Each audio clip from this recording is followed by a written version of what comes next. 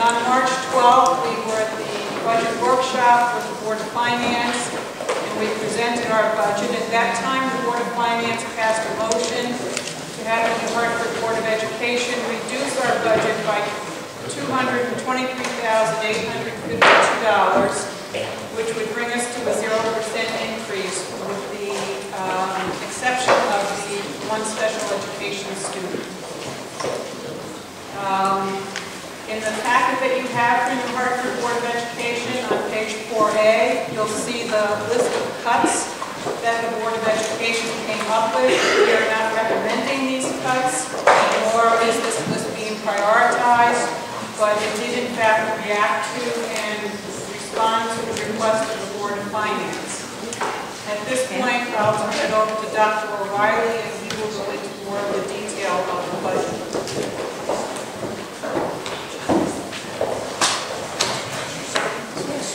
Good evening, folks.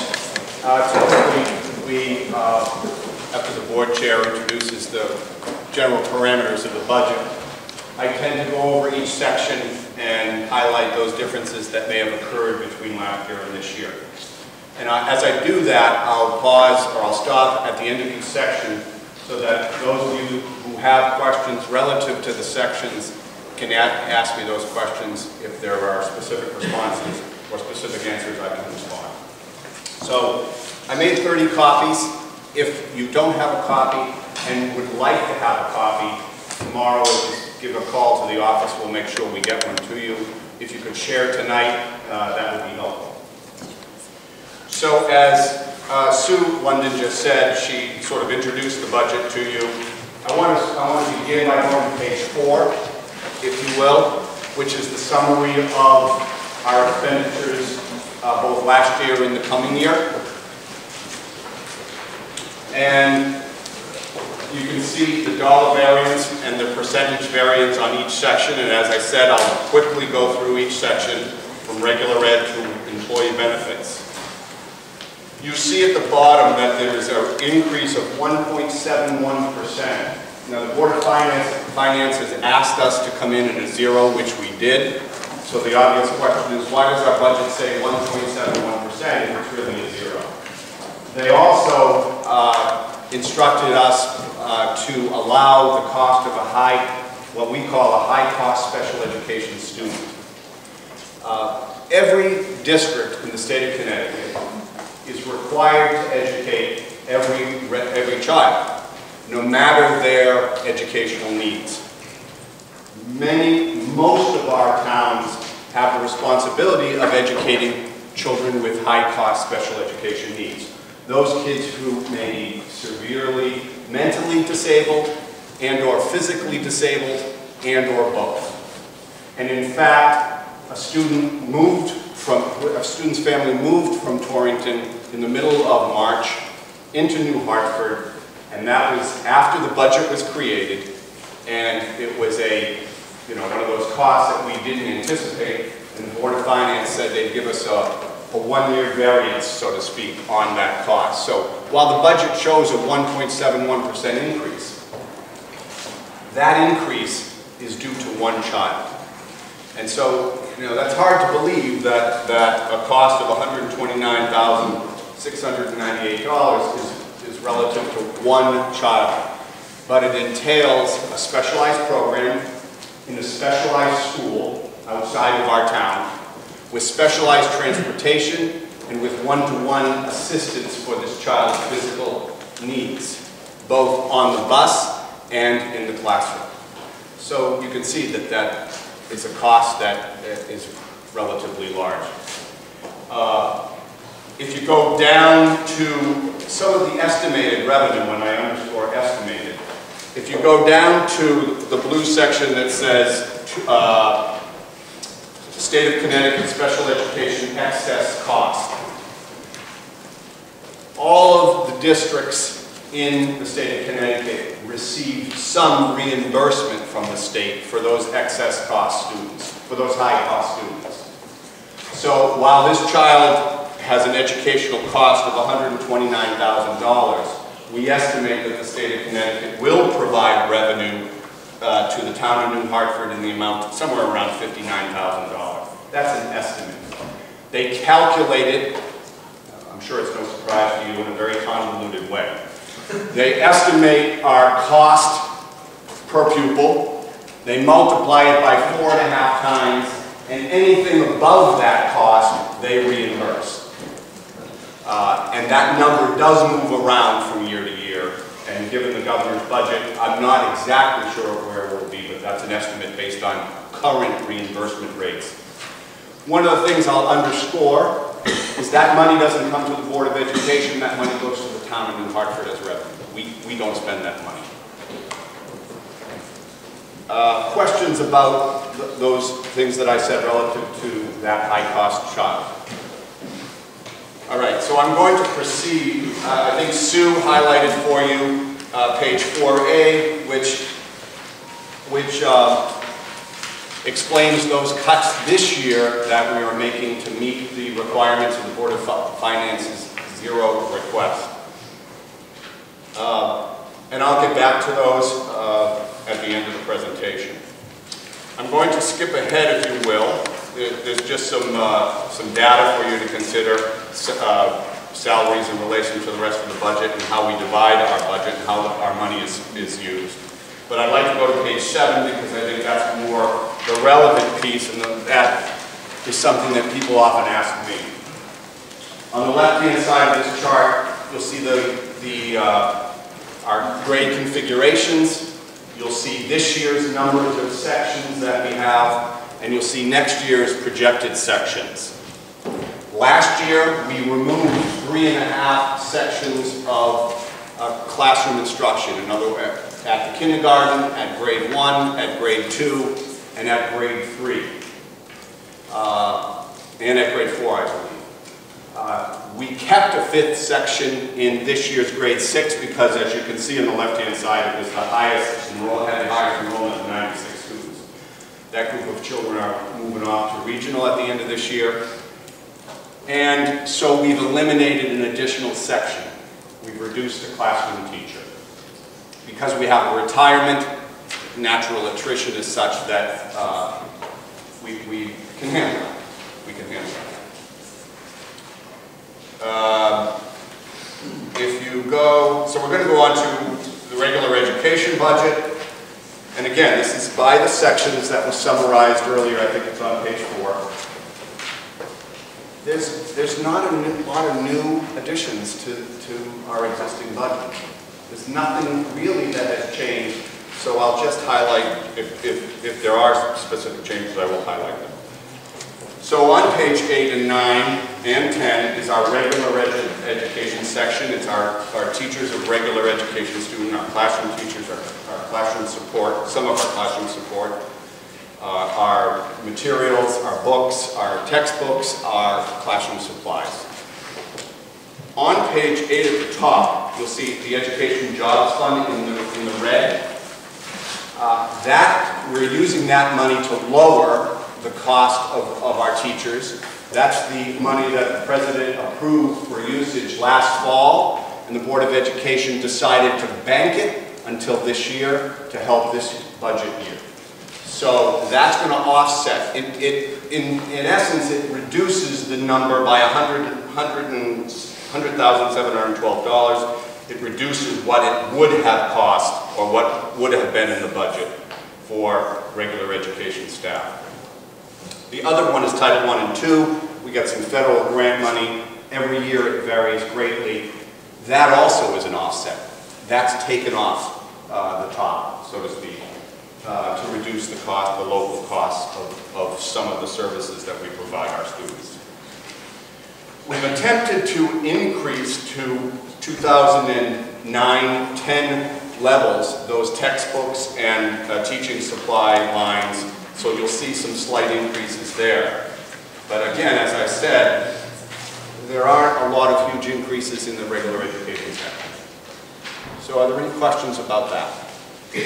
Yes? Question. You have $100,000. Could you speak up a little bit, please? I'm sorry, okay. I'll try to repeat the question. I can do it. You have $100,000 of Education Jobs Fund money going into regular ed. Correct. But regular ed has had a decrease of 20 students. but we have an additional special ed student. Could we not use this money to help offset the cost of special ed? We could, but it's just then a shell game, Maria, because that, as I said earlier, is an offset. So if I take that money in there, out of that line, and put it in some other line, that means I have to increase that line by that amount of money to cover the costs of our regular education teachers. Well, I just wondered, it seems as though when you have less cost to service the children. But in the long run, it's all going to come from the same pot, so to speak, so it's really not going to be any difference to the taxpayer. Any other questions? I'm sorry. Yes. Quick question. Sure. How many sections of fifth grade are you going to have next year? 4 sections. All right. How do you get 17 to 18 class size then? A miscalculation when I changed the number. Because I heard you were going up Yeah. to 5 sections. I know exactly right, you saying that. Thank you for picking up. When we just reduced that, and so what I didn't do is the mathematical piece over on the right-hand side. You're absolutely right. So it's going to be around, what, 22, if you do the math. So you're not going up to 5 sections? We are not going up to 5 sections. So what I did is I removed the 5 sections, but I didn't recalculate. Okay. Thank you. Other questions on regular ed? All right, we go to special ed. And this has been a cause of significant angst on my part and the Board of Education. So many of our costs relative to special education are beyond our control. Children who require special education services likely have a team meeting made up of classroom teachers, special education teachers, psychologists, adjustment counselors, outside counselors, whoever is part of the child's educational program. That team decides what that child needs educationally in order to advance. It's a bit beyond our own central office control. So, for instance, if a child requires additional speech and language therapy, additional psychological therapy, additional physical therapy, occupational therapy, there's 4 or 5 different, a variety of therapies that are required for children who have special education needs. And if that team decides that that child requires additional services, we have to provide those services. So some of the increased costs in special education are out of our control. And that's reflected in our budget. We're also required to educate those children who have significant behavior issues. And I'm not talking about kids who are misbehaving. I'm talking about major misbehaviors. Kids who are acting out of control, who have, because of their special education needs, can't communicate, and we have to provide them one-to-one support services. And that's also another increase in our special education costs. And we are required by law, if a student's IEP, if their plan requires it, we have to provide them additional tutor support.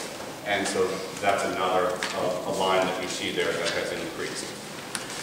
So we've also tried to contain our special education costs.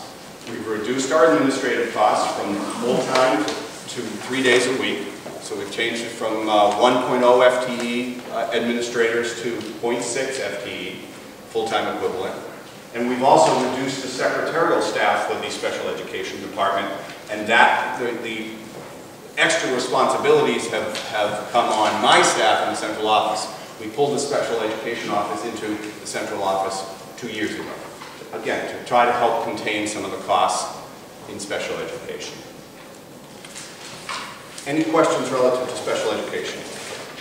Maria? I do have one. We just heard from Region 7 that bringing back into the region a student who was outplaced at a very high cost, their special ed increase for the year is 4.2%. And I'm just wondering, you know, they have the same types of population, just a different age group.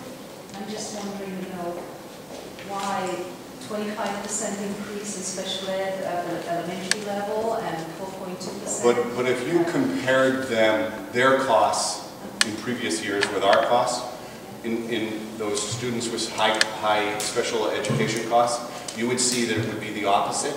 So our kids really aren't the same. It really depends on who walks through the door and the needs of that particular child. And they can range from moderate to severe, as just occurred for us. For instance, I know that there are some Board of Education members, Mr. Tuxbury one of them, when he first served, there were 5 children who were outplaced out of district for New Hartford. When I became superintendent, there was 1, we went down to 0, and now it appears that we're on a slight increase. We have currently 3. So it really does change from year to year. We do, yes. We do. And that makes up the whole difference. It's just, it's based on individual students and their costs of their services. So it varies like, you know, house costs. Perhaps the delivery of the services to those students. I asked Regional 7 and they said they do some in-house and some with shared services. So do we. So do we. We do some in-house. We've taken in our children with autism this year, and we service them in our school. So there are, and typically speaking, many districts outplace those services. But because we brought them in. So again, it depends on what we have the ability to do, and the personnel and the talent and the training of our personnel to meet those specific needs. We don't use shared services. That's the other component, right? We use shared services for a few things. We have in the past. We always look for those programs that are least costly for our district. Other sped costs. Next section is adult education. That's required by all communities to offer an adult education program. We outsource that to Education Connection. We have to pay them a fee for facilitating adult ed in the town of New Hartford. And we're part of a consortium of towns that do that. Health services is page 15. No great additions to that section. We had a registered nurse resign this past fall at New Hartford Elementary School. We hired an LPN, which we're allowed to do. And because we hired an LPN, we were able to reduce the personnel costs for that particular position. So thus you see actually a small decrease. Improvement of instruction.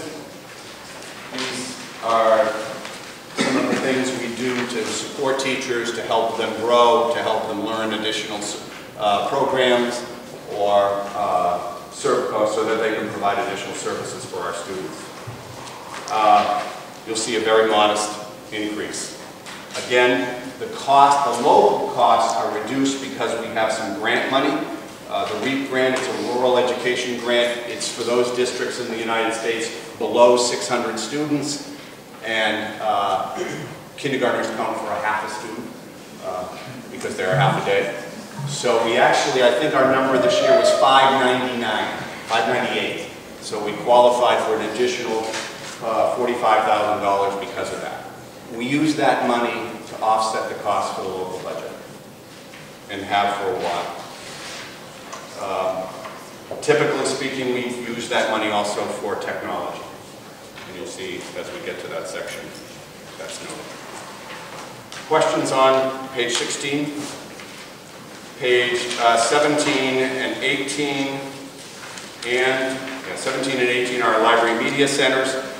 Initially, in the original budget that I presented to the Board of Education, there was a more modest increase, or a more significant increase for library. The board has adjusted that downward, again, to meet the 0 requirement by the Board of Finance.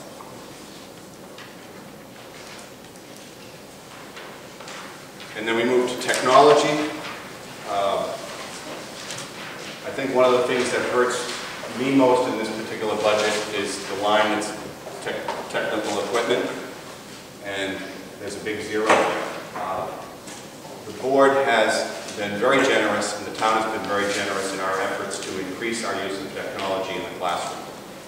I wish you could see how advanced we are and how advanced our teachers are in the use of this equipment that's changing as you probably know, every year. We aren't going to be able to put the kind of money that we would like to continue to push forward. It doesn't mean it's not going to happen, and it doesn't mean that I'm not going to look for other ways to fund our technology. But that is one of the lines that hurts me the most to see the zeroing, because again, we've seen some great things. Dr. Riley, it says 23,600 in red below that zero.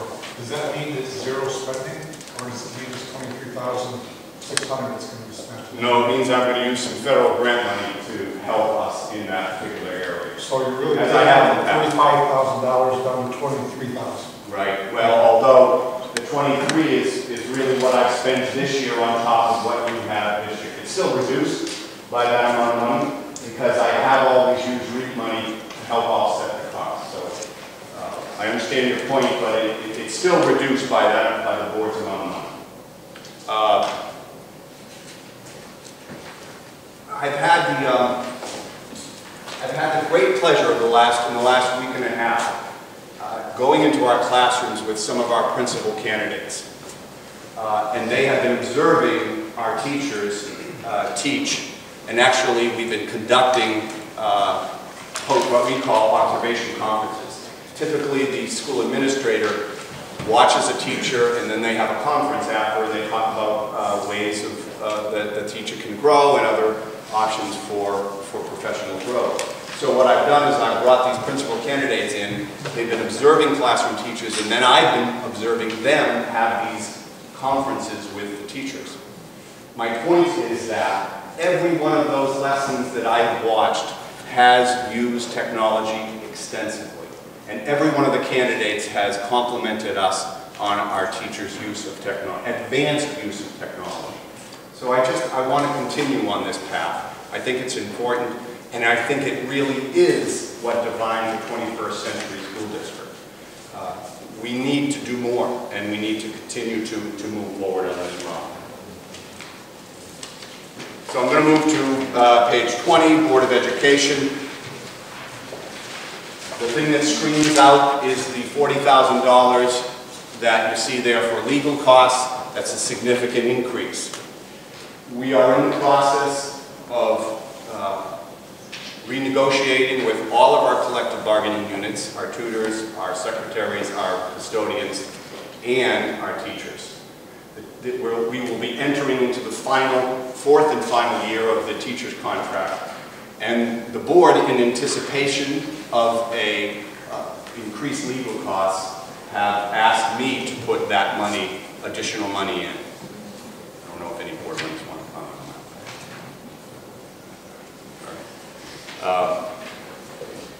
So, other than that, there are few expenses by your Board of Education. Would you like me to comment? I would love you to comment. I'm Katie Natalie. I'm chair of actually the Personnel Committee, Personnel Negotiations. And I just want to comment that that was an item that I think all of us reluctantly wanted to put into the budget. But we also recognize. Okay. I'm Katie Natalie. I'm actually chair of the Personnel Committee, which does the negotiations. And I just want to comment that we were very hesitant to try to put an additional line item, given the sometimes what we think are draconian and very painful cuts we've had to make. However, we felt that the money that we put in is probably reasonable. It may not even be enough, but I think it's important as a board that in the long-term interests of not only the school district and the taxpayers, that we go forward in what could be difficult negotiations, prepared to do what we need to do in the best interest of the taxpayers. So then we move to the central office, page 21.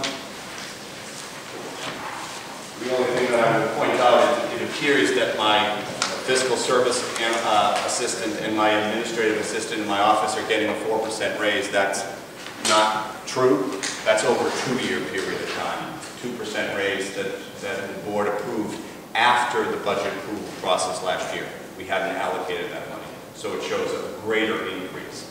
The board has not voted on a increase for the coming year but we did put 2% in anticipation. They have not approved that yet. But you can see there are no additional costs in the central office other than that. So we'll go on to school offices. This is for our principal salaries, our secretarial salaries, and those office supplies and equipment that our school offices require. You'll see a very small increase. Again, we're hiring a new principal. We anticipate perhaps that we will hire a principal that will be lower on the salary schedule, and thus we'll have some cost savings. That's why the increase for principal salaries is only 0.3%. Questions about the principal's office, school offices? Could you explain to us again about that 4% of your office staff? You're saying you're paying that over 2 years? Last year, in our budget, it was 0. In June, the Board of Education approved a 2% increase. That hadn't been budgeted. For 2010, 2011. 2010. So it's showing 2 of last year, and then an additional 2% for the coming year. The budget was approved in our budget. Budget was approved, but that wasn't. So on page 20, we'll go to page 24. Planned operations. Again, this is one of those areas that we have tried to hit in my tenure, 6-year tenure as superintendent of schools, to continue to meet the maintenance requirements of our buildings. You have spent a good deal of money remodeling and upgrading both New Hartford Elementary and Bakerville Consolidated. We want to make sure that we do what we can to keep those upgrades intact. I can't go on without thanking your principal, Steve Nato. I don't know where he is, but he's over in the corner. You won't find a principal that spends as much time on his two elementary schools anywhere in the state of Connecticut. He's on the roof, he's in the boiler room, he's painting it during the summer, he's fixing windows, he's cutting the lawn, he's putting in flowers at his own cost. You won't find that. And he really takes care of those 2 little schools as if they were his own. So he helps us in that particular area with those 2 schools that have been remodeled to make sure they look as good today as they did when they were remodeled 4 or 6 years ago.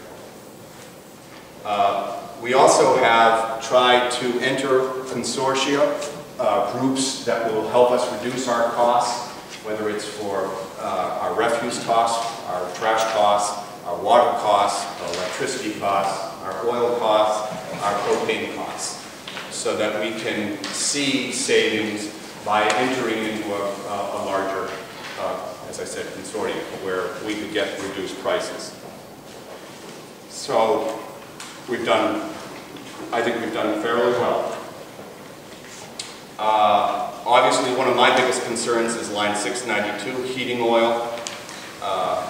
Originally, I budgeted, I don't laugh, $2.80 a gallon. We all know that that's not going to work, certainly at this price. So that's really a challenge for next year, and I'm concerned about that. Questions about plant operation? Employee benefits. Those benefits that are required through contracts and contractual agreements or by law, Social Security, Medicare, pension fund for our non-teaching staff, medical and dental benefits for all of our staff or those that elect to carry it. The increase this year in health insurance costs, thank goodness, is greatly reduced from last year. So we're pleased with that.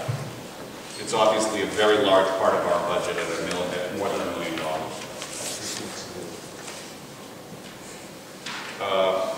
And then, if you go to pupil transportation on page 30,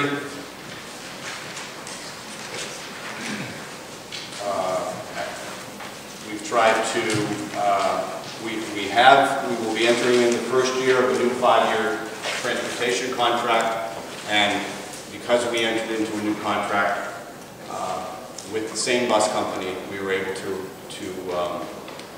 be on the good end of some savings, and you can see the fact that there isn't an increase in our regular ed bus transportation line for our 12 buses, plus our 12 plus kindergarten buses, 12 big buses plus kindergarten buses. And the special education bus costs have been, we've been able to reduce that price as well, because we extended it for a 5-year period of time. It's always questionable, the special education bus transportation costs, when I was referring to the high-cost special education student, the fact that we have to pay for transportation. Again, we could be required to transport a child to a school in Hartford because that school offers a specific program for his or her needs. We would have that line, that's where the money would come from, out of that line, so it's always a tentative line. One of the other things that we don't budget for, but has happened to me, to us this year, for the first time in my 6-year tenure, is a law called the McKenty-Vinto Act, and I don't want to get into it, but it provides services for students who are homeless. And for the first time in my tenure here, we have children who are homeless and who require transportation, who may be at a shelter in the Torrington area, and we're required to provide transportation from that homeless shelter to New Hartford so that that child's educational program continues. Or a child from a surrounding district, say Torrington, who is living with another family, an aunt, an uncle, grandparents, but really has been schooled in Torrington. The law requires us to split the transportation cost with Torrington, or with the receiving district. So again, for the first time this year, the Board of Education is well aware of that, we've had those costs, those transportation costs. They're not budgeted. We haven't budgeted because we don't expect them. They sometimes occur. And then the last page is our communication page. We really are trying to, you can see that we haven't really changed those lines, or we've even reduced them. We're trying to rely on the internet for job postings. We're trying to rely on the internet for sending more materials so that we could save on postage. And I think we've had some good success with that. So, in a nutshell, that's our budget. Again, on page 4, I said I would go back to it, page 4A. The Board of Education hasn't approved, well, they've approved this cut list, they haven't approved the budget that contains this, so we'll have to do, the board will have to do that.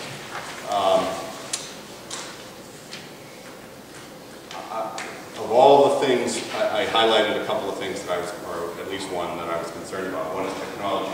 The other thing that I want to address, because a lot of people have talked to me about this, is the curriculum specialist. And people keep saying to me, we have 2 already, why do we need 2? And so they assume that we can do with 1. I think one of the things that makes us a special district at the elementary level is the fact that we can provide the level of support to our regular education and our special education teachers in-house. There are a lot of mandates from the state of Connecticut and from the federal government on what we have to teach. And every time it changes, we have to revise our curriculum, our social studies, science, language arts, math. We have 2 curriculum specialists, one that is shared between the 2 primary buildings, Bakerville and New Hartford, and one that works at Antolini School. I call them the MVPs of the district because they're working elbow to elbow, side by side with all our classroom teachers to ensure that all those curriculum changes that are made at the state and federal level are implemented in the classroom. So they're helping teachers, they're helping to facilitate the teaching of this new curricular areas. It's not going to be as easy as one would think to operate with 1. We will do our best. But it will require further splitting of our personnel and elimination of some very valuable people. And that also is one of those big concerns that I have. So, general questions about the budget today or historically speaking? Questions or comments? She can go, age before. I didn't read that. You better go first now. Still all on. Yeah. Okay. Over the years, and I've attended these meetings for a lot of years, we sometimes don't make very proactive decisions when we do a budget. We look at the budget for this year, and we don't always look in the future, and we don't always have those discussions about it. And one of the things tonight, and I want to compliment you because I've attended a lot of these, your presentation is very clear. I really can understand it, and I appreciate that. That's really good. One of the things is you had parked $100,000 in the Education Jobs Fund last year, and you're now applying it this year to the professional staff. That says to me that next year we're not going to have that, and we're going to start at $100,000 in the hole there. Okay? I just wanted to mention the fact that, okay, so this year maybe we're going to be okay, but if we think about next year, is there something else that we can do to this budget so we don't start out $100,000 in the hole next year? It's a really good question. Could I just answer that part? Because I think there is a somewhat of an answer, at least, you know, I'm thinking about it, and I know the Board of Education is thinking about it. Katie talked about the fact that we're entering a new contract cycle. That's going to be a difference. We're in a very different economic climate now than we were when we negotiated the contract 4 years ago. So I don't anticipate that we're going to see the kinds of increases. I know we're not going to see the kinds of increases that we have seen in the previous 4 contract cycles. That's one. The other thing is I continue to anticipate, though not predict, that we will have continual attrition. And when our high-cost teachers retire at the end of their 35 years and move on, we hire a low-cost teacher, beginning or middle, and we have seen some savings because of that. So while it may not look that way in our budget, last year, for instance, we had a significant savings. We had 2 or 3 teachers retire or resign at the very end of the year. So I anticipate that that will help that, and then our contracts, our new contracts will as well. Right? What I was thinking of is that our model for our school system, I mean, I know we're pretty unique, and I'm sure you know. I don't know that we are the only system that doesn't regionalize all grade levels. Is there one other school system besides us that has their own elementary and then they regionalize just like school? Okay, so there's 2 of us. There may be more, and there may be intricacies of that, you know, like every community or every group of communities, they regionalize in different ways. I mean, if you don't mind me answering, because I went to the State Department of Education, there's probably at least a half a dozen districts in the state.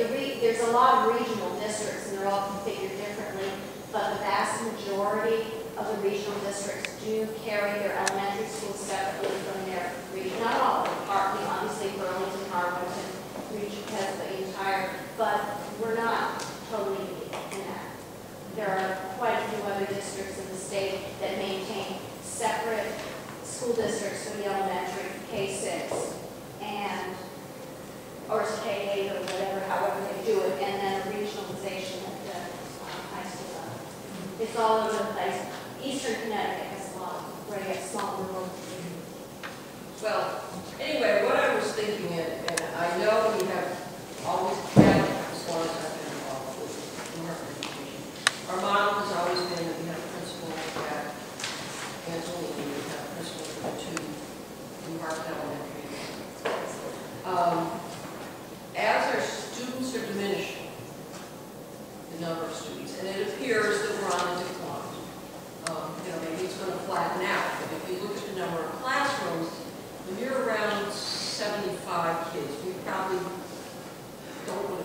sections, so we're probably going to be at 4 sections for a lot of these grade levels, I would think, for a while, unless something pretty drastic happens. So that being said, I'm just wondering if we should consider some kind of looking at having 2 principals and try to reorganize. And I'm not in that field, so I don't know what recommendation. 2 principals, or, because we only have 2 principals now. Right, but I'm thinking, could we get by with 1.5, 1 and a portion of 1, reorganize responsibilities? I think over time, and because I'm a senior, and as a senior, my generation is very valuable to the town because we don't put kids in the school system. And if we leave town, my house will go to somebody who can get an entry-level house with the kids in our school system, and they'll get a 3-bedroom house with 2 full baths. And that's going to cost us a lot of money. And at some point, the seniors are going to be leaving town because if we increase taxes, they're just going to decide. Connecticut's already too expensive to be a senior anyway, but if they've got to tie the community, they're going to consider staying. And so my concern is, I think we really need to look at this model of how we're dealing with this. I know we've got a committee that's now looking at regionalization. I don't know where that's going to go. We've looked at it a lot of times before, and I think everybody has always been reluctant to give up the control that we have, and the issue of the fact that we only have 2 representatives on the regional board, we have 9 people taking care of our kids here, makes us feel really good. But I guess I feel we need to do something a little different and think outside the box. I don't disagree with you relative to consolidation, but it always concerns me when we try to spread the people we have now thinner than they are already spread. Because frankly, most schools, whether they have 100 or 400, have a principal, and we already share a principal. So to say share a principal between 3 schools, you won't have an educational leader. You'll have somebody that runs from school to school to school and put out fire after fire after fire. And that's really critical. The research says the most important person is our principal, to set the stage, so to speak, for our schools. If you were to consolidate in New Hartford people, you have to consolidate buildings. So that would be something that the Board of Education would have to look at to say, to close Bakerville School, or to close New Hartford, or to close both of them and put all the children up in Anthony. Yes, I would say. Well, I'll just make a comment in terms of working in town hall, and Dan, this year and the last year, has really worked on, staffing, and he says we try to do more with less. Well, the reality is, I certainly understand. You only work so many hours a day, you only have so much time. You have to make choices as to what you do and how you split it up. And I know for a lot of us, the paperwork that I do now as town clerk, after I've been town clerk now for 11 years, has greatly increased. My job description level has changed. Donna, I want to say that Dan's not the only one that's done that. The Board of Education has done that. And so I anticipated that question, I prepared it. So I'm going to pass this out, and I think it's self-explanatory. 1, it shows the historical budget data for the last 10 years. And in red are the last 5 years. And you can compare this relatively smaller cost increases over the last 5 years to the 7, 5s, and 6s of the previous 6 years. The second document is a document that shows all the ways the board has tried to consolidate in their costs, whether it's the elimination of teachers, whether it's the cutting of programs, or whether it is trying to streamline our services for our buildings, our secretarial services, our administrative services, the phone systems that we use, et cetera, et cetera. So I did anticipate that, so I wanted to to show you that, and then I think the last page is actually done with something that's in the budget. So if you don't mind, I'm going to pass those around. As you pass those out, is there any other comments? Yes. Gina Maroney, 28 Red Clover Road. I just have a letter that I wrote today that I'd like to read to the Board of Finance. Can you speak up? Oh, sure. Gina, do you want to be? No, I don't really. I'll yell. It appears to me that the New Hartford residents want to blame the current teacher's contract for some of the increase in taxes. I am as much to blame because I did not vote at all that night. But it was residents of New Hartford that voted to approve the teacher's contract. I won't defend some aspects of the contract, but will defend the teachers that my children have had for the past 4 years. I think some people on the Board of Finance are trying to blame the Board of Ed because they sold the contract to the residents. My gut instinct tells me the ones that will suffer with the continued cuts in education are the kids, although we may not see the decrease in student achievement for a couple of years. Another part of this year's school budget that I've heard about often is the increase in special education. This year, there has been an extraordinary increase in the expense that we all have to absorb. I think it's also safe to say that more kids are identified as learning disabled than in years past because there's a better understanding of how people learn. This all comes with an increase in personnel hours and a huge price tag, no matter who or what organization provide these services. Because I feel my hands are tied this year when it comes to the teacher's contract and paying for the needs of our special education population, I am willing to dig deeper into my pockets to pay even higher taxes in order to support our schools.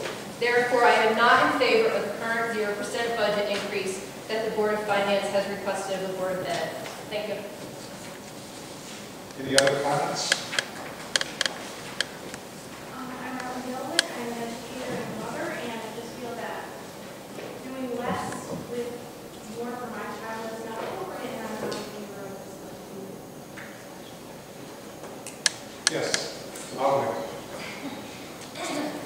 My name is Beth Coates, and I wanted to say that I was with some friends the other night, and one of them is a teacher in Connecticut, and she said to me, "Gosh, I've heard such great things about Angelini School. This is an Avon, who we all look to and say, oh my gosh, look at Simsbury, look at Avon. They're looking at New Hartford with a 0% increase. We can't keep their reputation. The state mandated special ed needs shouldn't have a negative effect on our regular need students.